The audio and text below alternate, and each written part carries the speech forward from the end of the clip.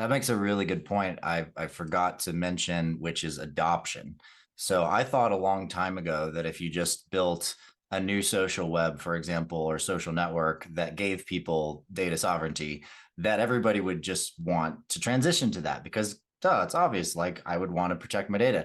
It's not true. And I've seen so many projects, come and go that tried to do that. And what I realized is that you still need to deal with all of these sort of base desires within humanity. And the reality is that unless you are building a platform that's more interesting and more fun to use and has more sort of viral characteristics in terms of the fascinating new things you can create and what you can do with them, or that have things like economic drivers, vocational drivers, things that make people money, give them access, open doors for them on their day-to-day lives. Unless we're serving those needs, we're not actually going to get people to transition to a lot of these new technologies. So it takes the innovators, it takes those of us thinking about this to actually create new systems and new platforms that can serve the masses and do so in a way that they're actually excited about and want to join just because it's a really great system